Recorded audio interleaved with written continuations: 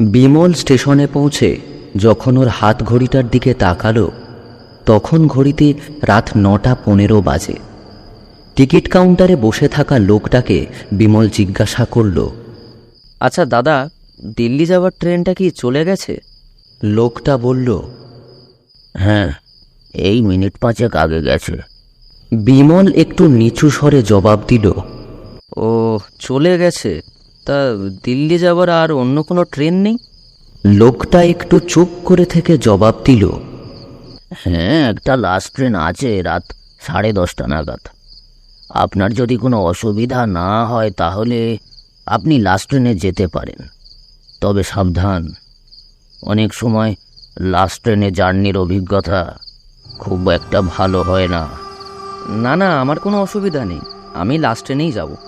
তাছাড়া আমার লাস্ট ট্রেনের জার্নির অভিজ্ঞতা আছে, আমি অনেকবার লাস্ট ট্রেনে জার্নি করেছি। তাহলে ভালো, বেস্ট অফ লাক, আপনার যাত্রা শুভ হোক। আপনি একটা কাজ করুন, আপনি ওয়েটিং রুমে অপেক্ষা করুন, ট্রেন এলে আপনাকে জানানো হবে। টিকিট কাউন্টারে লাগোয়া ওয়েটিং রুম। বিমল বাইরে থেকে দেখল ওয়েটিং রুমটা পুরো ফাঁকা। বিমল ওয়েটিং রুমের বড় কাঁচের দরজা ঠেলে ভিতরে ঢুকল। ওয়েটিং রুমে বসার জন্য 5-6টা সোফা রাখা ছিল। তার মধ্যে থেকে একটা সোফা নির্বাচন করে বিমল তাতে বসল এবং কাঁধ থেকে ব্যাগটা খুলে সোফার উপরে রাখল। তারপর একটু বিশ্রাম নিয়ে ব্যাগ থেকে একটা ম্যাগাজিন বার করে বিমল পড়তে লাগল। কিন্তু সময় যেন কিছুতেই কাটতে চায় না। বিমলের কাছে প্রতিটা সেকেন্ড যেন 1 ঘন্টা বলে মনে হতে লাগল। একটা সময় পর বিমলের একঘেয়েমি লাগতে শুরু করল। ম্যাগাজিনটাকে সোফার উপরে রেখে বিমল ওয়েটিং রুমের ভিতরে পায়চারি করতে লাগল। এমন সময় ওয়েটিং রুমের কাঁচের দরজা ঠেলে জামা প্যান্ট পরা একজন বছর 40-এর ভদ্রলোক ওয়েটিং রুমের ভিতরে প্রবেশ করল। লোকটার হাতে একটা কালো রঙের ব্যাগ ছিল। লোকটা ঠিক বিমলের সামনে রাখা সোফাতে বসল এবং পকেটে রাখা সিগারেটের বক্স থেকে একটা সিগারেট বার করে ধরালো। বিমল আগের মতন আবার সোফাতে গিয়ে বসল এবং চোখের সামনে আবার ম্যাগাজিনটাকে মেলে দিল। ম্যাগাজিনটা পড়তে পড়তে বিমল লোকটার দিকে একবার তাকালো। বিমল দেখল লোকটা ওর দিকেই তাকিয়ে রয়েছে। বিমলের মনে হলো হয়তো লোকটা ওর সঙ্গে কথা বলতে চায়, কিন্তু ওকে চুপচাপ দেখে লোকটা হয়তো ওর সাথে কথা বলার সাহস পাচ্ছে না। ওয়েটিং রুমের ভিতরে বেশ কয়েক মিনিট নিস্তব্ধতা বিরাজ করল। তারপর ওয়েটিং রুমের নিস্তব্ধতা ভঙ্গ করে বিমল লোকটাকে জিজ্ঞাসা করল, আপনি কোথায় যাবেন? লোকটা শটান জবাব দিল, দিল্লি। ওখানে আমার ছেলে থাকে। এখানে আমি একটা বেসরকারি ব্যাংকে চাকরি করতাম। সবেমাত্র 4 দিন হলো রিটায়ার হয়েছি, তাই আর এখানে থাকবো না, ছেলের কাছে চলে যাচ্ছি। আর আপনি? আমিও আপনারই মতনই দিল্লি যাব। লোকটা একটু মুচকি হেসে বলল, তাহলে আমার আর আপনার গন্তব্যস্থল একই। আচ্ছা, আপনার বাড়িতে কে কে আছে? বাড়িতে ছেলে, বৌমা, একটা নাতি আর একটা নাতনি। আর আপনার স্ত্রী? লোকটা এবার কয়েক সেকেন্ড চুপ করে থেকে বলল, আমার স্ত্রী বছর 4 হলো ট্রেন দুর্ঘটনায় মারা গেছে। ওহো, I am so sorry, please কিছু মনে করবেন না। না না, ঠিক আছে, আপনি জানতেন না তাই জিজ্ঞাসা করেছেন। যাকে, আপনি বলুন, আপনার বাড়িতে কে কে আছে? আমার বাড়িতে আমি, আমার স্ত্রী, আমার 5 বছরের একটা ছেলে আর 3 বছরের একটা মেয়ে আছে। বাহ, খুব ভালো। বিমল লোকটাকে জিজ্ঞাসা করল, আচ্ছা, আপনার নামটা কি আমি জানতে পারি? লোকটা একটু হেসে বলল, নিশ্চয়ই, আমার নাম রথিকান্ত দাস। আপনার? আমার নাম বিমল হালদার। এইভাবে কথা বলতে বলতে খুব কম সময়ের মধ্যে ওদের দুজনকার বেশ জানাশোনা হয়ে গেল। কথা বলতে বলতে কখন সময় কেটে গিয়েছে বিমল বুঝতেই পারেনি। ঠিক 10:25 নাগাদ টিকিট কাউন্টারের লোকটা ওয়েটিং রুমের কাঁচের দরজা ঠেলে ভিতরে ঢুকে ওদের দুজনকার উদ্দেশ্যে বলল, ট্রেন এসে গেছে, চলে আসুন। চলুন তাহলে, বাকি কথা না হয় ট্রেনে যেতে যেতেই বলা যাবে। বিমল ওর ব্যাগটাকে কাঁধে তুলে নিয়ে ওয়েটিং রুমের কাঁচের দরজা ঠেলে বাইরে বেরোলো। বিমলের পিছন পিছন সেই লোকটাও বেরোলো। টিকিট কাউন্টারের লোকটা বলল, তাড়াতাড়ি ট্রেনে উঠে পড়ুন, ট্রেন এখানে কিন্তু বেশিক্ষণ দাঁড়াবে না। বিমল একটুও দেরি না করে ট্রেনে উঠে পড়ল। বিমলের সঙ্গে সেই লোকটাও ট্রেনে উঠল। বিমল দেখল ট্রেনটা পুরো ফাঁকা। ট্রেনের ভিতরে কেবলমাত্র ওরা দুজন। বিমল জানালার কাছের সিটে গিয়ে বসল। লোকটাও ঠিক বিমলের সামনের সিটে গিয়ে বসল। বিমলের বেশ খিদে পাচ্ছিল। বিমল ব্যাগ থেকে বিস্কুটের একটা প্যাকেট বার করে প্যাকেটটা ছিঁড়ে তার থেকে বিস্কুট বার করে খেতে লাগলো।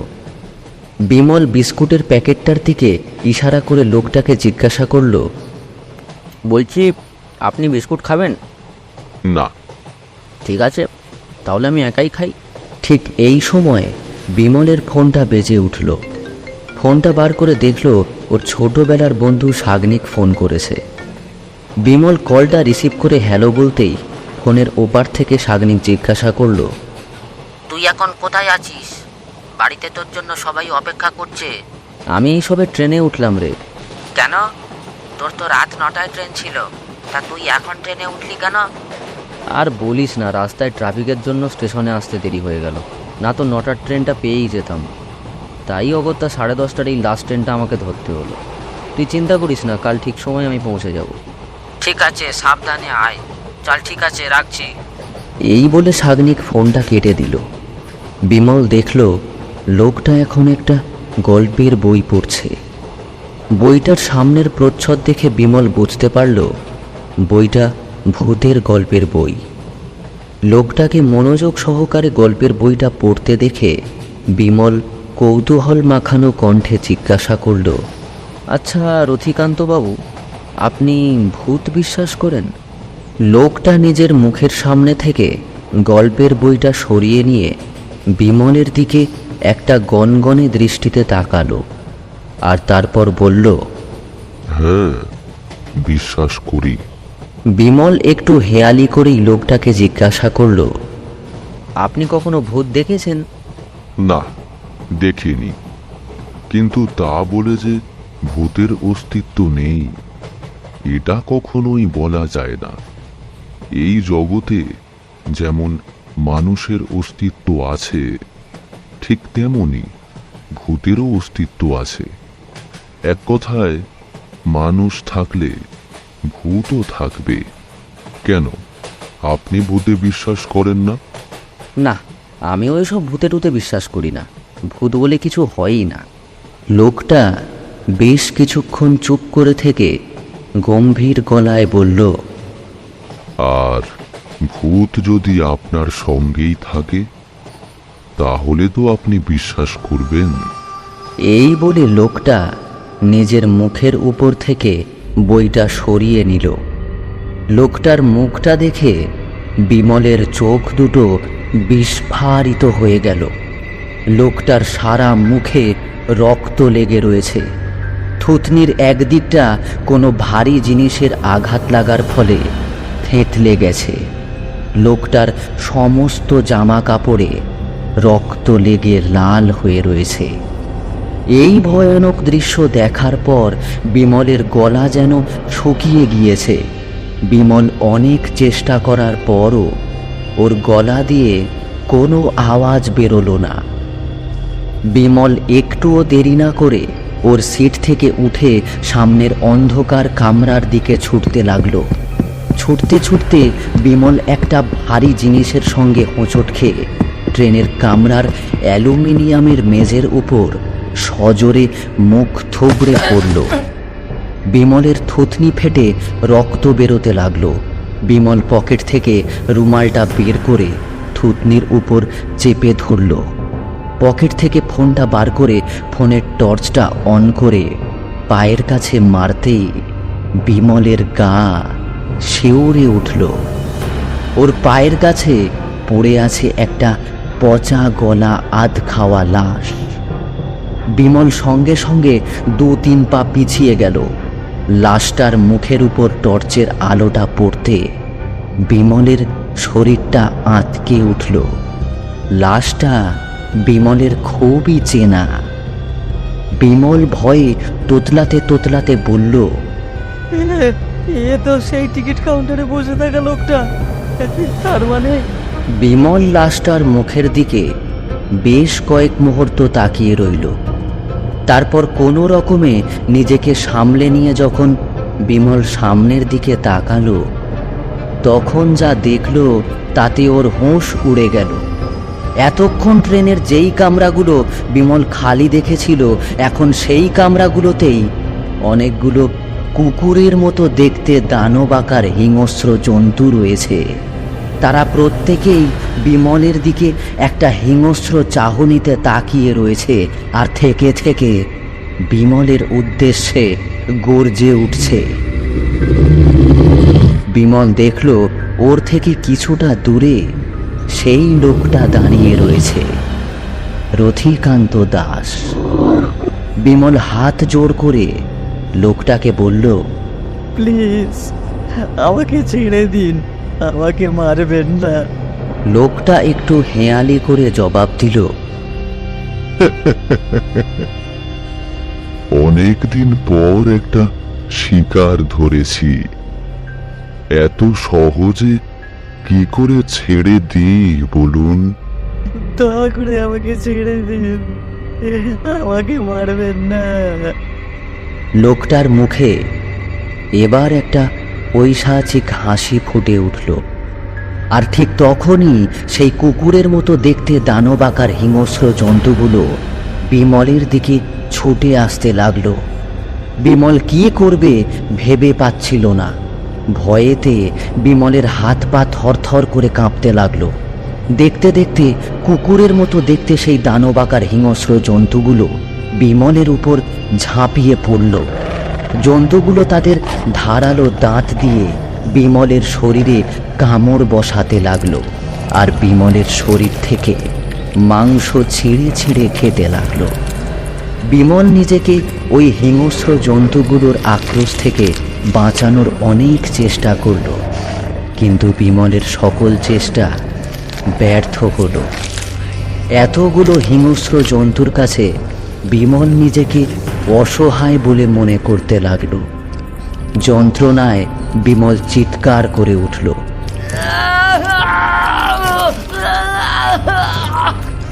কিন্তু এখানে বিমলের চিৎকার শোনার কেউ নেই। ট্রেনের হুইসেলের শব্দে বিমলের চিৎকার যেন মিলিয়ে গেল।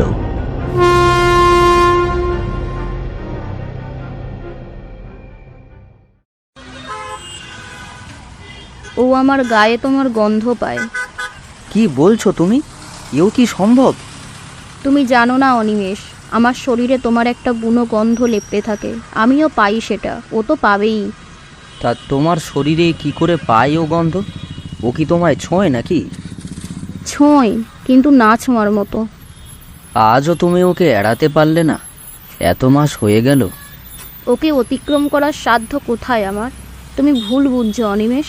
আমি তোমাকে ভালোবাসি, কিন্তু সৌগত আমার স্বামী, আমার 15 বছরের অভ্যাস। তাকে কি করে পার করে ফেলবো? এতটা সহজ নাকি? আজকাল ও যেন কি একটা খোঁজে আমার শরীরে, কি যেন বলতে চায়। ওর কথা না বলা চোখের কষ্টটা ছুঁয়ে যায়। ধুর, যত তোমার মনের কল্পনা।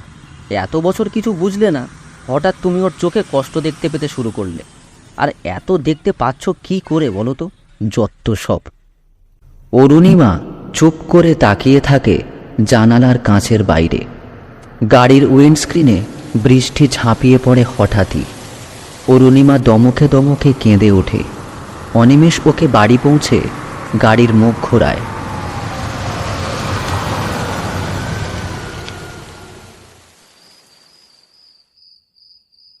ঘরের মধ্যে বিছানার একদিকের দেওয়ালে বেশ কিছু আর্টিফিশিয়াল ফার্ন লাগানো। বেডরুম থেকে ড্রয়িং রুম নানা রকম পাতাবাহার আর অর্কিডে সাজানো, কিছু তার মধ্যে আসল আর কিছু আর্টিফিশিয়াল। এই ঘরটা বড় যত্ন করে সাজিয়েছিল সৌগত। ও আসলে বরাবরই সংসারী ঘরোয়া টাইপের, আর অরুণিমা খোলা হাওয়ার মতো, মেলে দেওয়া পালের মতো। তাই কি সৌগতর এত সন্দেহ করে করে সুস্থ সম্পর্কটাকেই হারিয়ে ফেলল? অরুণিমা রান্না বান্না সারে, চিংড়ি মাছের মালাইকারি বসাতেই সৌগত যেন গন্ধ পেয়ে চলে এলো, পিছন থেকে জড়িয়ে ধরল ওকে। অরুণিমা নিজেকে ছাড়িয়ে নিল। উফ, এখন এত ন্যাকামি করে কি হবে? যখন দরকার ছিল তখন তো আর করনি, জ্বালিও না। সৌগতর মুখটা যন্ত্রণায় নীল হয়ে গেল। তুমি কি ভেবেছ এত সহজে ছেড়ে যাব আমি তোমাকে? আর তোমার শরীরে ফুল ফোটাবে অন্য কেউ? একদিন এ বাড়িতে যদি সে আসে, তার রক্ষা নেই, কেউ বাঁচাতে পারবে না তাকে, কেউ না। সৌগত চলে গেল। কেমন একটা ভয় গ্রাস করতে লাগলো অরুণিমাকে। সত্যি কি ও অনিমেষের ক্ষতি করবে? কোনোদিনই কি অনিমেষকে ও নিজের করে পাবে না? না খেয়েই ঘুমিয়ে পড়ে অরুণিমা। ঘুমের ঘোরে হঠাৎ টের পায় কে কাঠি কাঠি আঙুলে ওর শরীরে হাত বুলাচ্ছে। গলা শুকিয়ে আসে অরুণিমার। মনে হয় ওই কাঠি কাঠি আঙুল যে কোনো সময় গলা টিপে ওর শ্বাসরুদ্ধ করে দেবে। সৌগত আবার এসেছে। দাঁতে দাঁত চিপে চোখ বুজে ঘুমের ভান করে ও। একটা হিমশীতল নাক ওর বুকে ঠেকিয়ে বড় বড় নিঃশ্বাস নিচ্ছে ছায়ামূর্তিটা। অনিমেষের গন্ধটা পাচ্ছে বোধহয়। ফিসফিস করে শ্বাস ফেলছে সৌগতর ছায়া। ধীরে ধীরে গড় গড় করে একটা আওয়াজ আসছে এখন ওর গলা থেকে। একটা হিমশীতল স্রোত বয়ে যাচ্ছে অরুণিমার শির দাঁড়াবে।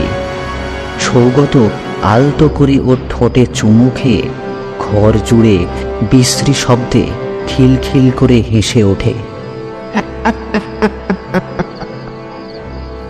মনে রেখো, যার গন্ধ তোমার গায়ে তাহার নিস্তার নেই। সৌগত চলে গেছে। প্রচণ্ড ভয় পেয়ে বিছানায় উঠে বসে অরুণিমা। তারপর ফোন করে অনিমেষকে।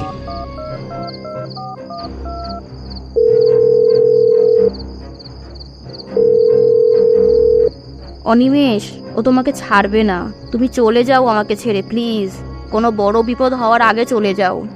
তোমার এই রাত দিনের হ্যালিউসিনেশনের থেকে তুমি বের হও তো অরুণিমা। আমার অসহ্য লাগছে।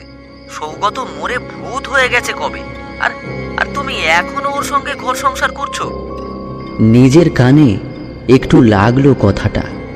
সৌগত মরে ভূত হয়ে গেছে কবে? অরুণিমা বলল, আর কোনোদিনও তোমার সাথে আমি দেখা করব না অনিমেষ। আমাদের সম্পর্ক এখানেই শেষ। বাই। ফোন রাখলো অরুণিমা। বালিশ বুকে করে অনেকক্ষণ কাঁদল।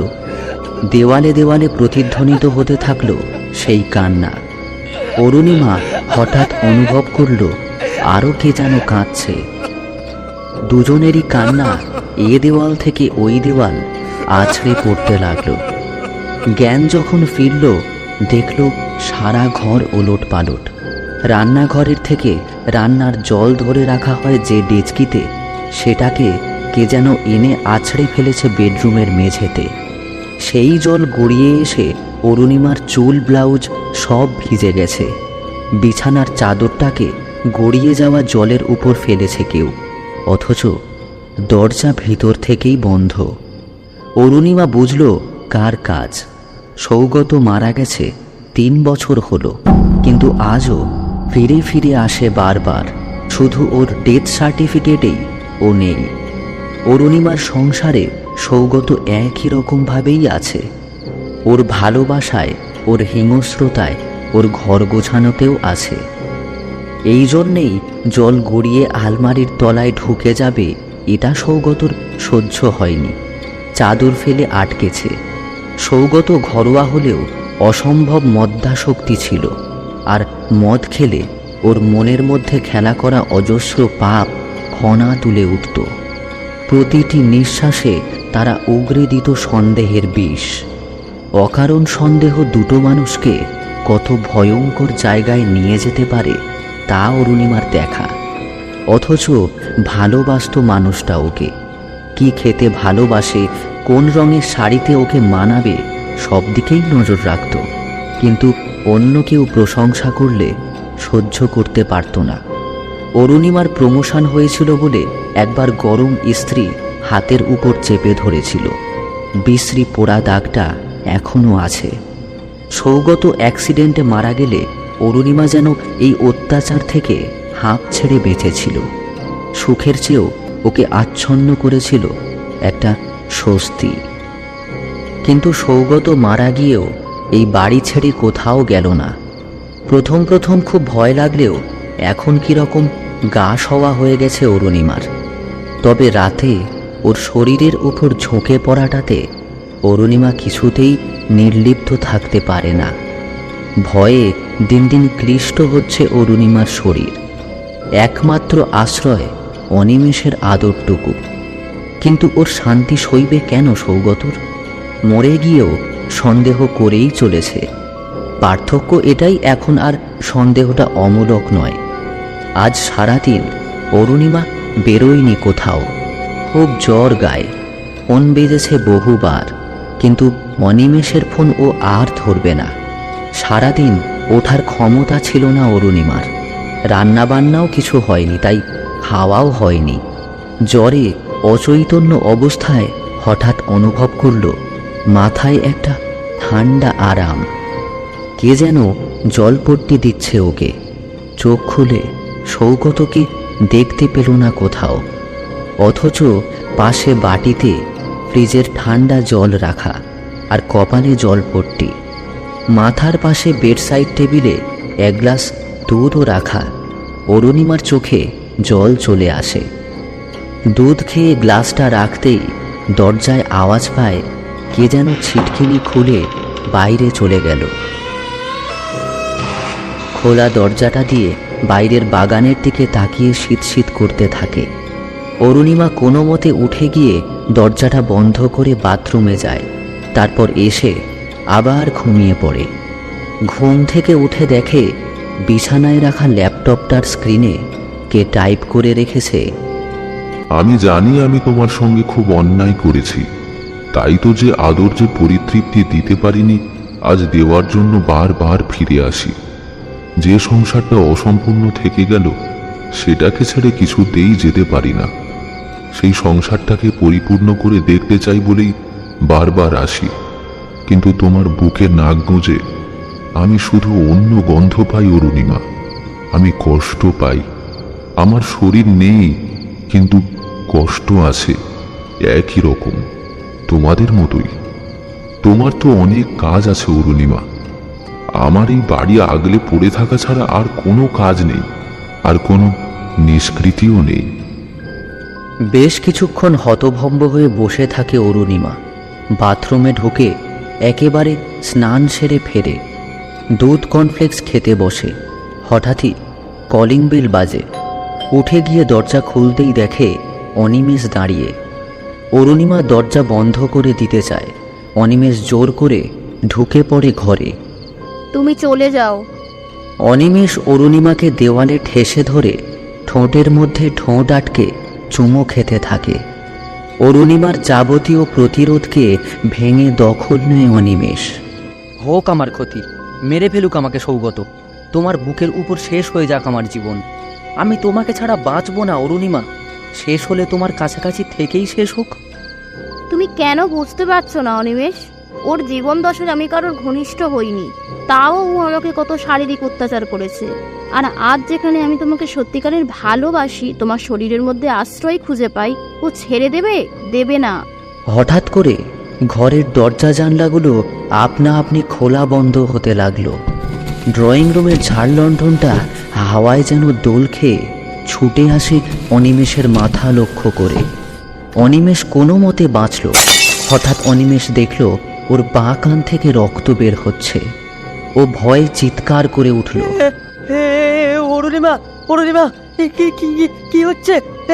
দরজা খুলতে গেল, কিন্তু ছিটকিনিটার যেন 100 কেজি ওজন, নামাতে পারছে না কিছুতেই। এদিকে অনিমেষের নাক দিয়ে রক্ত বেরোচ্ছে সমানে। ও বসে পড়েছে, যন্ত্রণায় কাতরাচ্ছে। অরুণিমা, পাচ্ছি না। ঘরময় একটা হিস হিস গরম নিঃশ্বাসের শব্দ। অরুণিমার শরীরে হঠাৎ একটা শক্তি এসে যায়। সোজাসুজি গিয়ে জড়িয়ে ধরে অনিমেষকে। জানালার কাঁচ ভেঙে ছিটকে আসে অনিমেষের দিকে। অরুণিমা হাত দিয়ে আটকাতে চায়, হাত কেটে গল গল করে রক্ত পড়তে থাকে। তুমি আর আমাকে কষ্ট দিতে পারবে না। এত বছর পরে আমি অনিমেষকে দেখে বুঝেছি সত্যি ভালোবাসা কাকে বলে। দেখো, ও আমার চোখের সামনে কষ্ট পেয়ে মরে যাচ্ছে, তবুও ওর চোখে কোনো অনুতাপ নেই, আমার প্রতি রাগ নেই, নেই ছেড়ে চলে যাওয়ার চেষ্টা।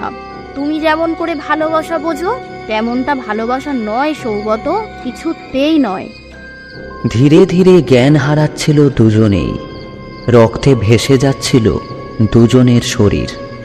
অরুণিমা শুধু অনুভব করল একটা সাপ যেন ওর শরীরে জড়িয়ে পাক খেতে খেতে চলে গেল। চোখ খুলতে দেখে প্রতিবেশীরা রমাদি, অতনুদা, ত্রিদীপদা দাঁড়িয়ে। নিজের খাটে শুয়ে আছে অরুণিমা। শশব ব্যস্ত হয়ে অনিমেষ কোথায় খুঁজতে যায়। রমাদি আশ্বস্ত করে অনিমেষ ঠিক আছে। অতনুদা এগিয়ে এসে বলে, ভাগ্যিস কাঁচটা হালকা করে লেগেছিল, ভেনটা কাটেনি। খুব ক্লান্ত লাগে অরুণিমার। শরীরের সবটুকু বল কে যেন শুষে নিয়েছে। আবার চোখ বুজে ফেলেও। একে একে সবাই চলে যায়। অনিমেষ পাশে এসে বসে, মাথায় হাত বুলাতে বুলাতে বলে, ও চলে গেছে অরুণিমা, আর ফিরবে না। যখন তুমি জ্ঞান হারিয়ে ফেললে, আমি যেন দেখলাম একটা সাপ তোমাকে জড়িয়ে আস্তে আস্তে চলে গেল, আবার ফিরে এলো জানো। তোমার পায়ে মুখ ঠেকিয়ে তারপরে চলে গেল। আর প্রায় সঙ্গে সঙ্গে আমার কানের রক্ত পড়াটাও থেমে গেল। আমি দৌড়ে গিয়ে তারপর দরজা খুললাম, ত্রিদীপদাদের ডাকলাম, তারপর ডাক্তার এলো। তখন থেকে সৌগতর উপস্থিতি আর বুঝতে পারিনি। এই অরুণিমা, দেখো দেওয়ালে কি লেখা। অরুণিমা দেখল দেওয়ালে একটা অস্পষ্ট লেখা ফুটে উঠেছে। আমি আসলাম অরুণিমা, আর কোনোদিন তোমায় দেখতে পাবো না। এটাই আমার প্রায়শ্চিত্ত। লেখাটা মিলিয়ে গেল। পাশের ঘরে সৌগতর শখ করে কেনা ল্যাম্পশেডটা বিকট শব্দে হঠাৎ ভেঙে গেল।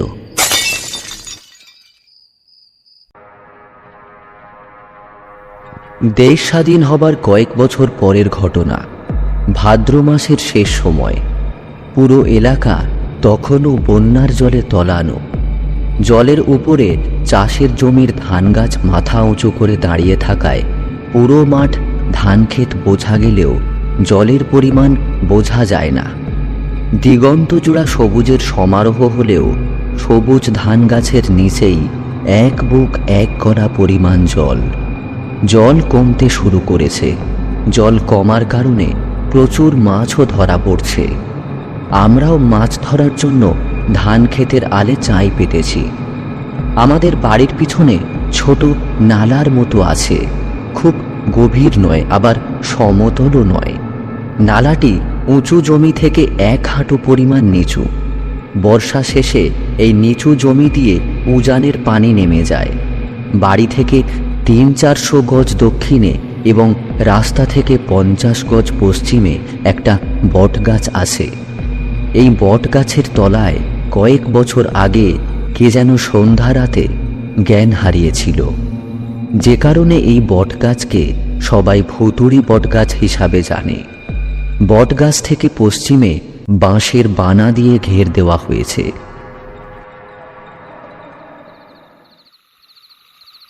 প্রায় 2 থেকে 250 গজ বাঁশের বানার মাঝে মাঝে 10-15 হাত পরপর 4-6 ইঞ্চি ফাঁক রেখে সেই ফাঁকের মুখে একটা করে চাই বসানো আছে। ভাদ্র মাসের শেষ সময়ে চাঁইয়ে প্রচুর মাছ ধরা পড়ছে। বড় বড় রুই কাতলা চাঁইয়ের ভিতর আটকা পড়লে বের হওয়ার জন্য দাপাদাপি করে চাঁই ভেঙে ফেলে। দিনে বড় মাছের শব্দ শুনলে তাড়াতাড়ি গিয়ে চাঁই ভাঙার আগেই মাছ ওঠানো যায়, কিন্তু রাতে পাহারা না দিয়ে ঘুমিয়ে থাকলে অনেক সময় মাছ চাঁই ভেঙে বার হয়ে যায়। সন্ধ্যার সময় বাড়ির চাকর চাঁদু বলল, কাকা, আজ রাতে আমাগো চাই পাহারা দেওয়া লাগবে, আজ অনেক মাছ পড়বে। আমি চাঁদুকে জিজ্ঞাসা করলাম, তা আজ এত মাছ পড়ার কারণ কি? আজ সারা দিন অনেক চড়া রোদ গেছে, বানের পানি অনেক শুকাই গেছে, পানির খুব টান ধরছে, তো যে কারণে মাছ ধরা পড়ব। মাছ পাহারা না দিলে বড় বড় মাছগুলো তো চাই ভাইঙা বার হইয়া যাইব। আমি চাঁদুর কথায় সায় দিয়ে বললাম, ঠিক আছে। রাত 8টা-9টার দিকে দুজনেই ডিনার সেরে দুটো বালিশ, একটা চাটাই আর দুজনে দুটো বাঁশের লাঠি নিয়ে চাঁইয়ের কাছাকাছি রাস্তায় চলে এলাম। রাস্তাটা জল থেকে অনেক উঁচু। রাস্তার উপরে মাঝখানে চাটাই পেতে বসে আছি। ফটফটে চাঁদনি রাত, অনেক দূর পর্যন্ত দেখা যায়। মাঝে মাঝে রাত চড়া পাখির শব্দ কানে আসে। মশার উৎপাতও একেবারে কম নয়।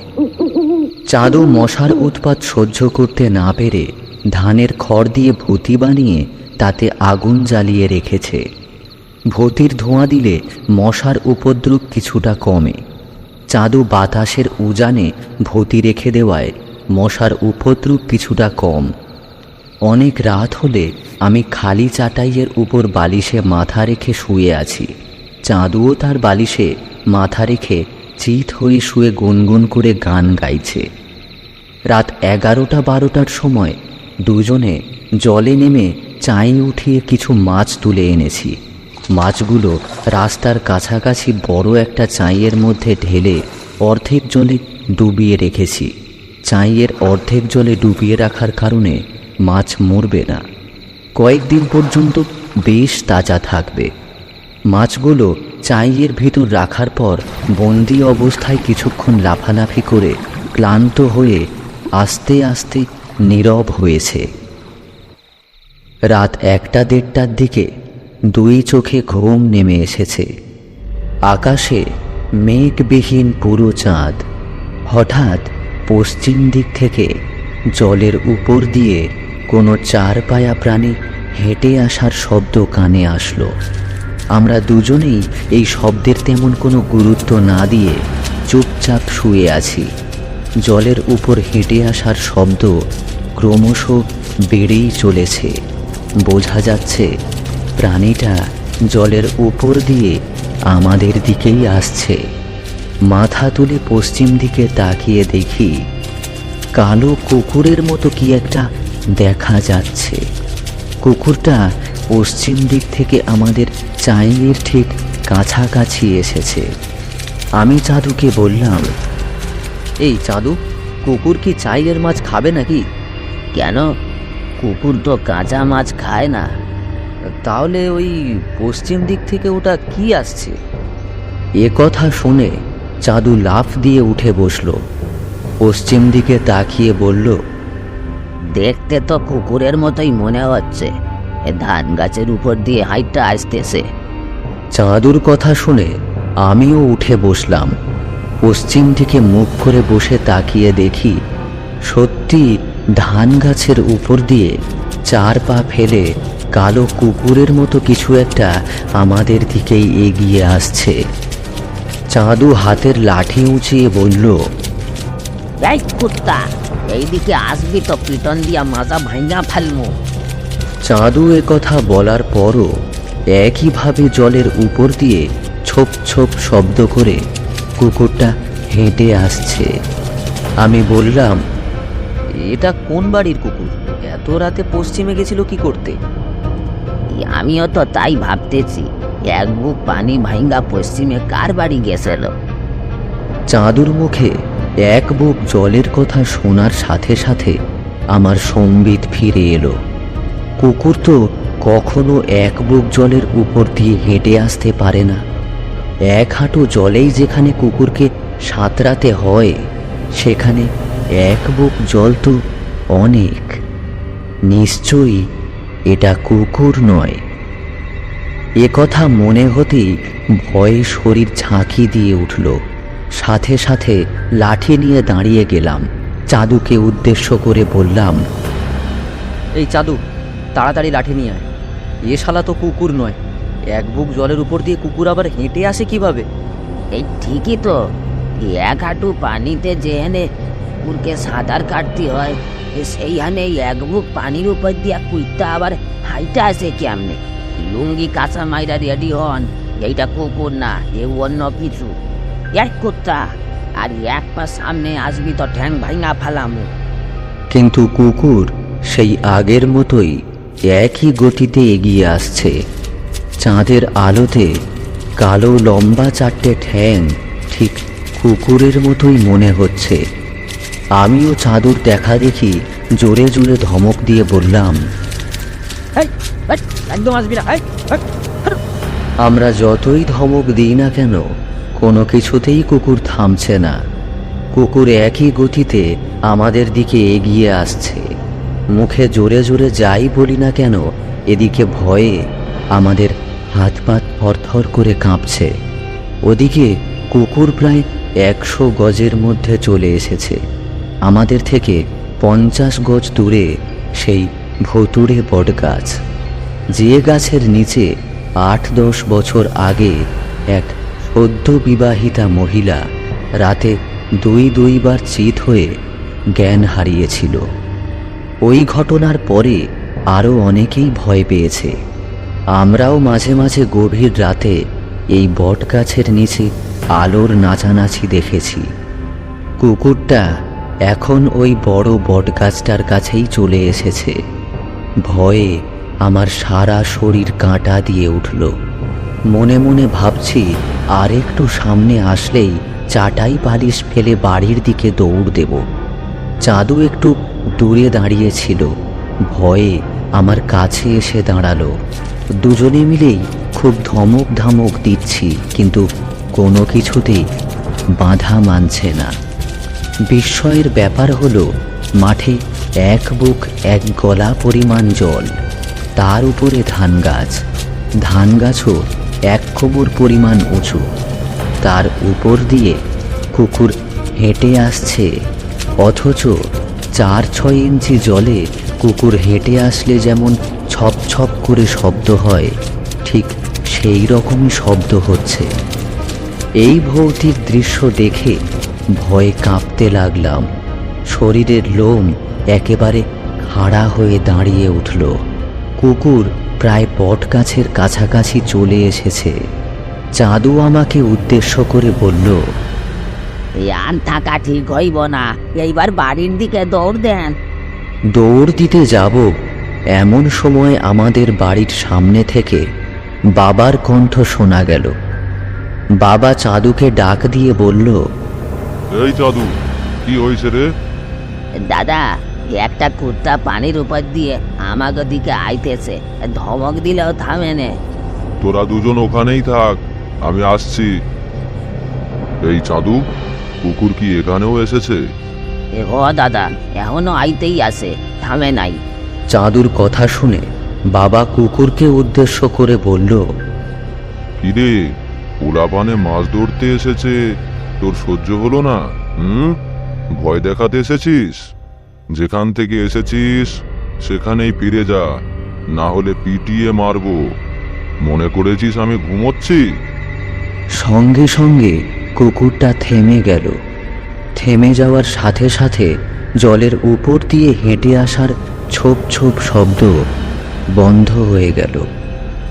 বাবা আবার চাঁদুকে জিজ্ঞাসা করল, কিরে চাঁদু, কুকুরটা এখনো আসছে না থেমেছে? দাদা, কুত্তা থামছে। আরে খালি থামলে তো হবে না, যেখান থেকে এসেছে সেখানে যেতে বল। বলেই বাবা কুকুরকে উদ্দেশ্য করে বলল, কিরে, ফিরে যাবি নাকি আমার হাতের মার খাবি? এই কথা শুনে কুকুরটা বাবার দিকে ফিরে কিছুক্ষণ তাকিয়ে থাকলো। তারপর আস্তে আস্তে যেদিক থেকে এসেছিল সেদিকেই চলে গেল। বাবা ইতিমধ্যেই আমাদের কাছে এসে পৌঁছেছেন। কুকুর পিছন ফিরে কিছু দূর যাওয়ার পরেই আর কোনো সাড়া শব্দ নেই। ভালো করে তাকিয়ে দেখি কুকুরের কোনো চিহ্নও আর দেখা যায় না। বাবা আবার কুকুরকে উদ্দেশ্য করে বলল, কোথায় গিয়ে মিশে গেলি রে? এই এলাকায় যেন আর না দেখি। যেখানে বাড়ি সেখানে যা। ঠাকুরের ভিটা মাঠের পশ্চিম পার্শ্বে অবস্থিত। ভিটাটি সম্পূর্ণ পোড়ো ভিটা, আগাছা আর নানা ধরনের গাছগাছালিতে ভরা। রাতের আঁধারে মাঝে মাঝে ভূতের আলো জ্বলে ওঠে। ঠাকুরের ভিটায় আলো জ্বলে এক জায়গায় থাকে না, মাঝে মাঝে সোজা গাছের উপরে উঠে যায়, আবার সরাত করে নিচে নেমে আসে। যে কারণে এই ভিটাকে সবাই ভুতুড়ে ভিটা হিসাবে চেনে। সন্ধ্যার পরে ওই ভিটায় কেউ মরে গেলেও একা যায় না। কুকুরকে ধমক দিয়ে বাবা আমাদের বলল, এই তোরা চাটাই আর বালিশ নিয়ে বাড়ি যা। বাকি রাত আর থাকার দরকার নেই। ওই হারামজাদা মাছ খেতে এসেছিল, আবার আসতে পারে। চাঁদু মাছ সমেত চাইটা জল থেকে উঠিয়ে আনলো। চাইটা জলের উপরে ওঠাতেই অনেকগুলো মাছ একসাথে ফরফর শব্দ করে লাফাতে লাগলো। আমি বালিশ দুটো দু হাতের বগল তলায় নিয়ে নিলাম। বাবা চাটাই গুছিয়ে হাতে নিয়ে নিলে তিনজনেই বাড়ির দিকে রওনা দিলাম। ওই ঘটনার পর আর কখনো এমন দৃশ্য চোখে পড়েনি। তবে অবাস্তব ভূতের বাস্তব চেহারায় এই অবিশ্বাস্য ঘটনাটা দেখার পরে ভূত বলে কিছু নেই এটা বিশ্বাস করলেও ভৌতিক দৃশ্যটা ভুলতে পারি না। কারণ এক বুক জলে এক কোমর পরিমাণ উঁচু ধান গাছের উপর দিয়ে এই কুকুর কিভাবে হেঁটে আসলো, আবার কিছু দূর গিয়ে কিভাবে সশরীরে মিলিয়ে গেল, এই প্রশ্নের উত্তর আজও খুঁজে পাইনি। তবে বাস্তব ঘটনাটা আমার মনে দাগ কেটে আছে। আমাদের আজকের গল্প মোহনা দেবরায়ের কলমে পুরা ঘটিত। গল্প পাঠ, পোস্টার ডিজাইন, স্পেশাল এফেক্ট, আবহ ও বিভিন্ন চরিত্রে আমি দেবজ্যোতি ও নন্দিতা। এমন গল্প আরও পেতে সাবস্ক্রাইব করুন আমাদের ইউটিউব চ্যানেল। শুনতে থাকুন মোহনা দেবরায়ের কলমে একটি ভয়ের গল্প পুরা ঘটিত। ওই বাড়িটা ভাড়া নিলেন শেষ পর্যন্ত? হ্যাঁ, কেন বলুন তো? না না, এমনি। আচ্ছা, হ্যাঁ ওটাই নিলাম, কমে পাওয়া গেল। তা নেওয়ার আগে ভালো করে খোঁজ খবর করেই নিয়েছেন নিশ্চয়ই? হ্যাঁ, মোটামুটি করেছিলাম, কিন্তু এসব কেন জিজ্ঞাসা করছেন বলুন তো? না, আসলে ওই বাড়িটা অনেক দিন হলো তালা বন্ধ পড়েছিল। অনেক চেষ্টা করেও কোনো ভাড়াটে পাওয়া যায়নি, আশা করি জানেন। হ্যাঁ জানি, কিছু একটা অ্যাক্সিডেন্ট হওয়ার পর সম্ভবত এটা হয়েছিল। হ্যাঁ, কিছু একটাই বটে। ঠিক কী যে হয়েছিল খুব স্পষ্ট করে জানা যায়নি। ও আই সি। আইসি মানে? আপনি বাড়িটা ভাড়া নিয়েছেন বাড়িটার ব্যাপারে বিস্তারিত না জেনেই? দেখুন দাদা, আমি অকৃতদার মানুষ। অফিসের কাছাকাছি একটা থাকার জায়গা দরকার ছিল, তাই ভাড়া নিয়েছি বাড়িটা। মেস বা পেইং গেস্ট থাকার খোঁজ করিনি, কারণ বেশিরভাগ দিনই আমার বেরোনো বা বাড়ি আসার সময়ের কোনো ঠিক ঠিকানা থাকে না। কতক্ষণ বাড়ি থাকবো তাও বলা যায় না। বেসিক্যালি কাউকে না বিরক্ত করে রাতে ঘুমানোর মতো একটু জায়গা খুঁজছিলাম, পেয়ে গেছি ব্যাস। এবার কত দশক আগে ও বাড়ির কোথায় কি হয়েছিল বিশ্বাস করুন আমার কোনো ইন্টারেস্ট নেই। আচ্ছা, ইন্টারেস্ট নেই যখন বলছেন তখন থাক। অনেকদিন হয়েও গেল, মানুষকে তো ভুলতেও হয় নাকি। আসি তাহলে, আমার বাসও এসে পড়ল।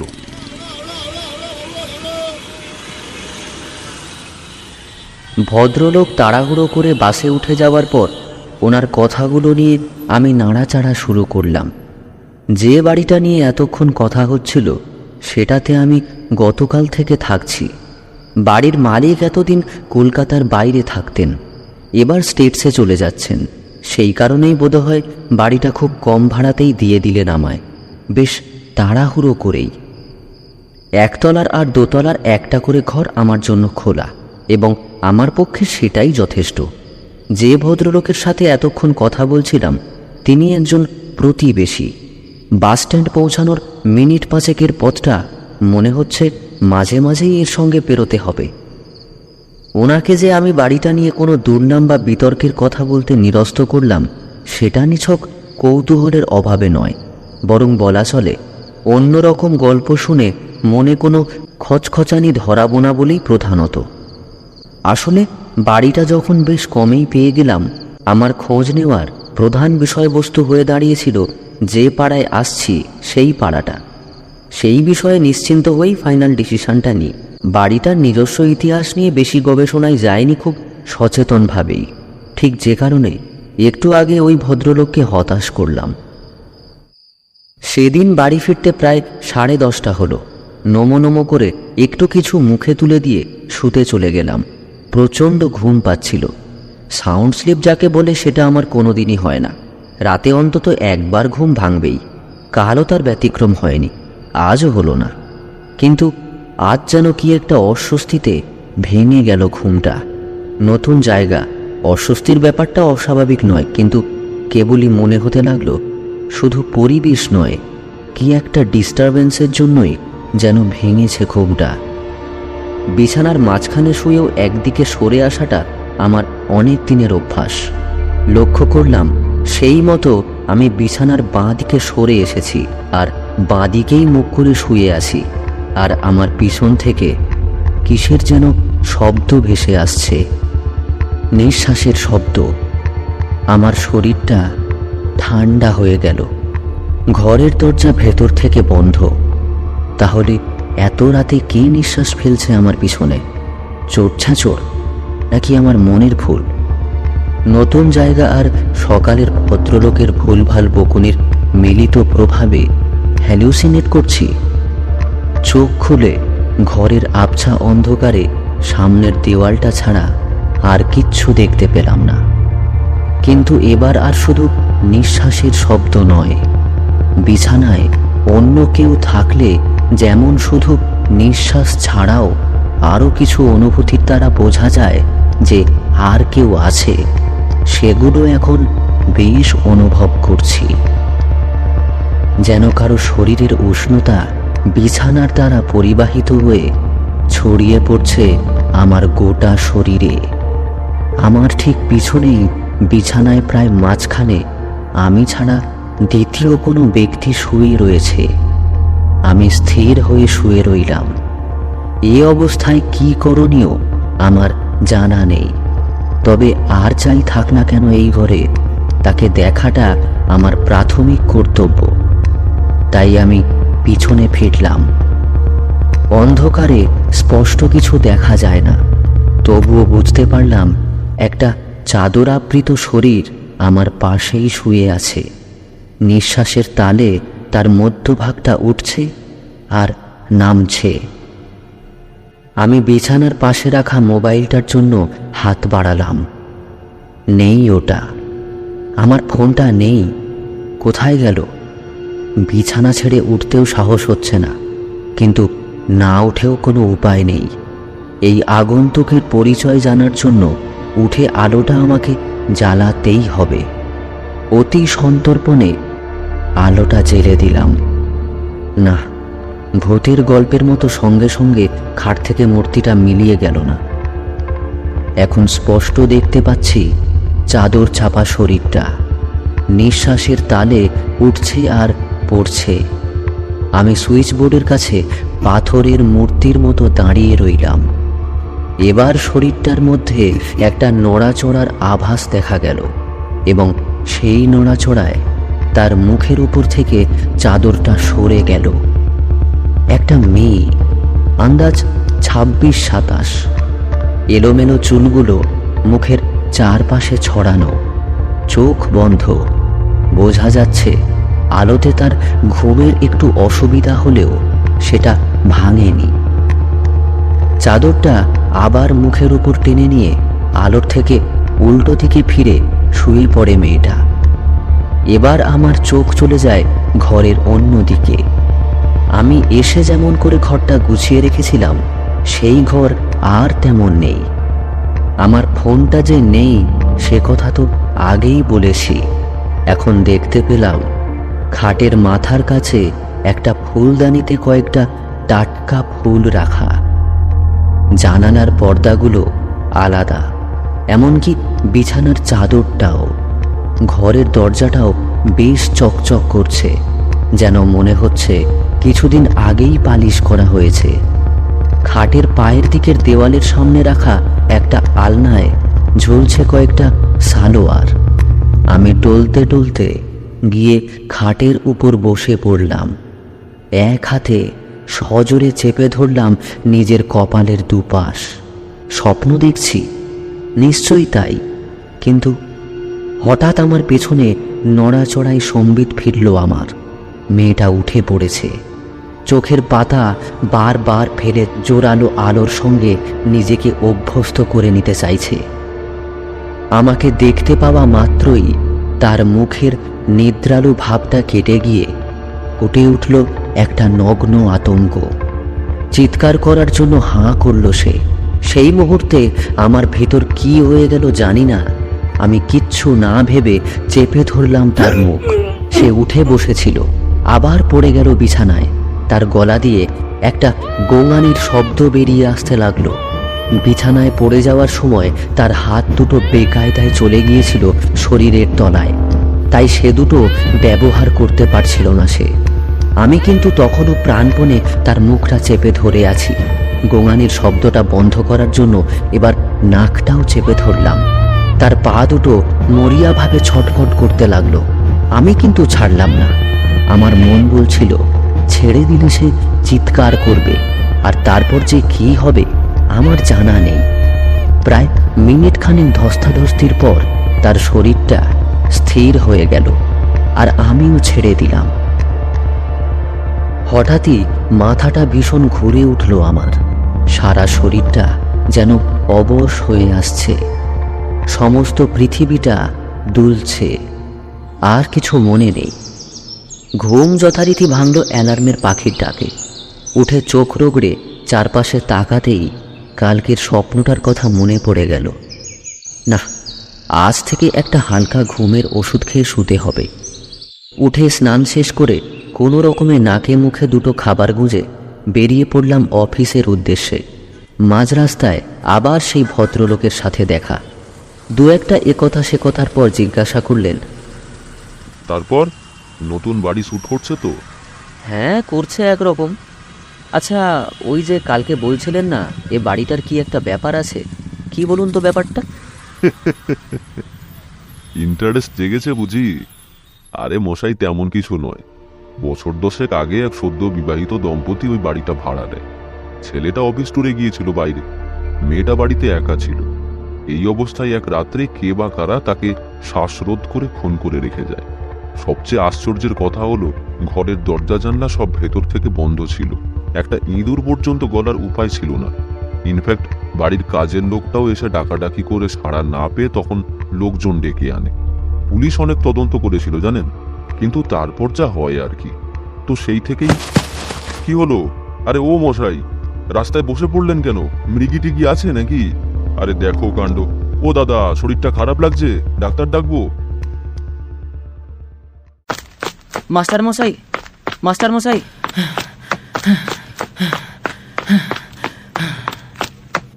ছুটতে ছুটতে এসে এইটুকু বলেই হাঁপাতে থাকে ইসমাইল। সবাই বলে স্কুল মাস্টারই সব থেকে সুখের চাকরি। সে যে কত সুখের চাকরি হাড়ে হাড়ে টের পাচ্ছেন হলধরবাবু। Unit test, mid day meal, তারপরে এটা আবার বোর্ডিং স্কুল। সবসময়ই কাজের চাপ। সামনের সপ্তাহে ছেলের বিয়ে, তাও ছুটি পাননি। ফোনেই গিন্নির সাথে প্রয়োজনীয় কথাবার্তা সেরে নিচ্ছিলেন। কথার মাঝে ইসমাইল এসে পড়ায় বাধ্য হয়ে কথা থামাতে হলো। হেড স্যার যে যথেষ্ট রাগী সে কথা সব ছাত্ররাই জানে। হলধরবাবু তার রাগী গম্ভীর গলাতে ইসমাইলকে শোধান, কি হয়েছে? মাঠে বাঘ বেরিয়েছে নাকি? এমন ছুটতে ছুটতে আসার কি হয়েছে? তখনও হাঁপাচ্ছে ইসমাইল। দুটো ঢোক গিলে মুখটা কাঁচু মাচু করে বলল, মাস্টারমশাই, ওই নতুন ছেলেটা। এইটুকু বলেই থেমে যায় ইসমাইল। কি করেছে নতুন ছেলেটা? একটা ধমক লাগান হলধরবাবু।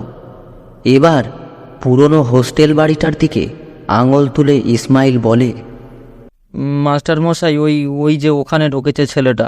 আঁতকে ওঠেন হলধরবাবু। তোরা ছেলেটাকে বলিসনি ওখানে কারো ঢোকা বারণ আছে? আমরা কেমন করে জানবো মাস্টারমশাই যে ও ওখানে ঢুকবে? আমরা সবাই মাঠে ফুটবল খেলছিলাম। হঠাৎ দিনেশ খেয়াল করে ছেলেটা দোতলার বারান্দাতে দাঁড়িয়ে আছে। আমরা সবাই ওকে ওখান থেকে চলে আসতে বললাম, কিন্তু ও ভেতরে ঢুকে গেল, এখনও বেরিয়ে আসেনি।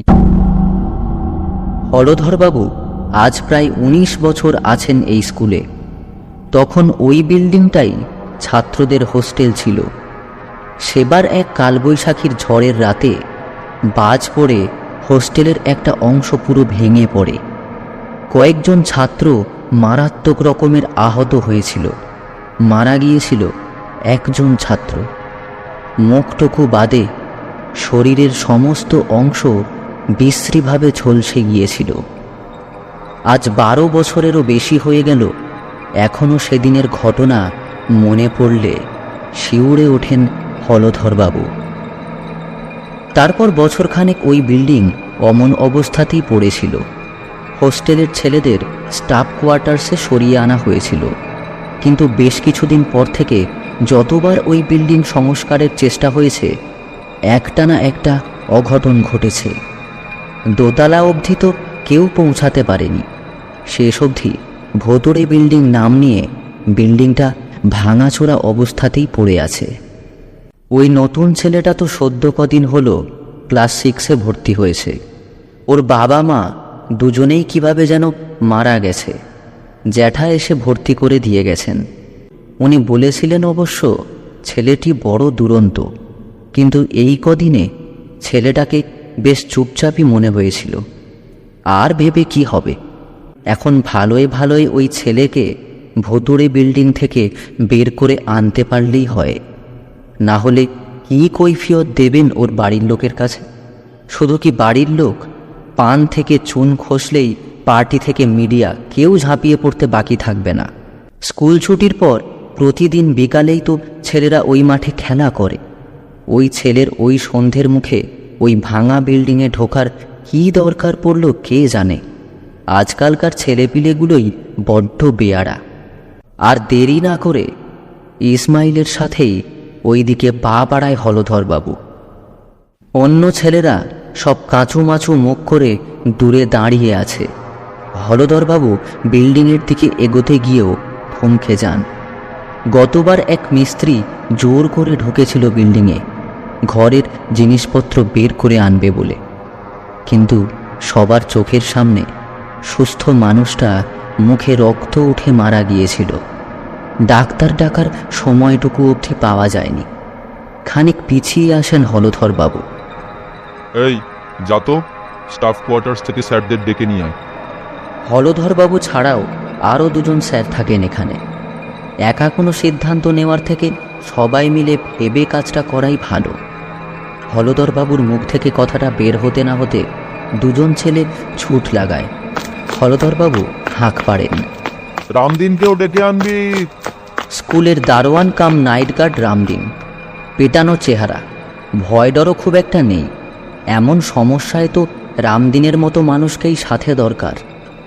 ছেলেটা ভিতরে কি করছে কে জানে, সারা শব্দও তো নেই। মরে টরে গেল না তো? না স্যার, মরিনি, এই তো আমি। চমকে ওঠেন হলধরবাবু। আরে, ভূতের মতো দুম করে এ ছেলে উদয় হলো থেকে। এখনই তো সামনে কেউ ছিল না।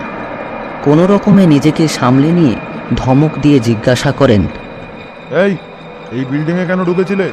তুমি জানো না এখানে ঢোকা বারণ? কেন স্যার, কি হয়েছে এই বিল্ডিংয়ে? ছেলেটার কথায় কী ছিল কে জানে। কোনো প্রতিবাদ করতে পারলেন না হলধরবাবু। তার বদলে সেদিনের সেই ভয়ঙ্কর ঘটনার কথা ব্যাখ্যা করতে লাগলেন। ছেলেটা পুরো পুড়ে গিয়েছিল স্যার। 12 বছর আগের সেই ঝলসানো মৃতদেহটা আবার চোখের সামনে ভেসে ওঠে হলধর বাবুর। এত বছর পরেও যেন ভয়ে শিউরে ওঠেন উনি। সামনে দাঁড়ানো নতুন ছেলেটাকে হাসতে দেখে মাথায় আগুন জ্বলে যায় হলধর বাবুর। বাজখাই গলাতে জিজ্ঞাসা করেন, এতে হাসির কি হলো? ছেলেটা তার পুলোভারটা খুলে ফেলে। এই দেখুন তো স্যার, এর থেকেও বেশি পড়েছিল। চমকে ওঠেন হলধর বাবু। কি বিভৎসভাবে পোড়া শরীরের বাম দিকটা! এ তো সেই 12 বছর আগের বাজ পড়ে ঝলসে যাওয়া ছেলেটাকে দেখছে মনে হচ্ছে। আকাশে মেঘ তো ছিল না, তবু খুব জোরে বিদ্যুতের চমক আর মেঘের গর্জন। কাছাকাছি কোথাও মনে হয় বাজ পড়ল। ভয়ে হাত পা ঠান্ডা হয়ে আসে হলধর বাবুর। উনি পিছন দিকে জোরে ছুটতে লাগলেন। ওই তো বঙ্কিমবাবু আর দয়ালবাবু আসছেন। দয়ালবাবুই জিজ্ঞাসা করেন, ছেলেরা কি বলল কিছুই তো বুঝতে পারলাম না। কে ঢুকেছে ওই ভুতুরে বিল্ডিংয়ে? বঙ্কিমবাবু বললেন, ওরা বলছে নতুন ছেলেটা নাকি ওই ভুতুরে বিল্ডিংয়ে ঢুকেছে, কিন্তু ওর জ্যাটা আমার মোবাইলে ফোন করেছিলেন। ওর ঠাকুমা অসুস্থ, তাই ওকে নিতে আসবেন আগামীকাল। ছেলেটাকে আমার ঘরে ডেকে পাঠিয়ে সেই কথাটাই বলছিলাম। ও তো আমার ঘরেই ছিল। আপনি নিজে দেখেছেন? এই ছেলেদের কথার কোনো ঠিক আছে নাকি? কি দেখতে কি দেখিছে? ছেলেরা কি দেখতে কি দেখেছে হতে পারে, কিন্তু হলধরবাবু একটু আগে নিজে যা দেখেছেন তা ভুলবেন কি করে? কিন্তু সে কথা বলতে গেলে কেউ বিশ্বাস করবে না। কাউকে কিছু না বলে ধীর পায়ে নিজের ঘরের দিকে পা বাড়ান হলধরবাবু। মনে মনে ঠিক করে ফেলেন, ছুটি না পেলেও কাল সকালেই মেডিকেল লিভ নিয়ে বাড়ি চলে যাবেন। আর মাত্র 3 বছর চাকরি আছে। গিন্নির কথা মতো এবার বাড়ির কাছাকাছি ট্রান্সফার নেওয়ার চেষ্টাটাই করতে হবে। গল্পটা কেমন লাগলো তা অবশ্যই কমেন্ট করে জানাতে ভুলবেন না, এবং ভালো লেগে থাকলে অবশ্যই একটি লাইক করে বন্ধুদের সাথে শেয়ার করতেও ভুলবেন না। এমন গল্প আরও পেতে এখনই সাবস্ক্রাইব করে ফেলুন আমাদের ইউটিউব চ্যানেল। দেখা হচ্ছে আগামী গল্পে। ততক্ষণ stay tuned and do not forget to like, share and subscribe to our YouTube channel and click the bell icon for notifications.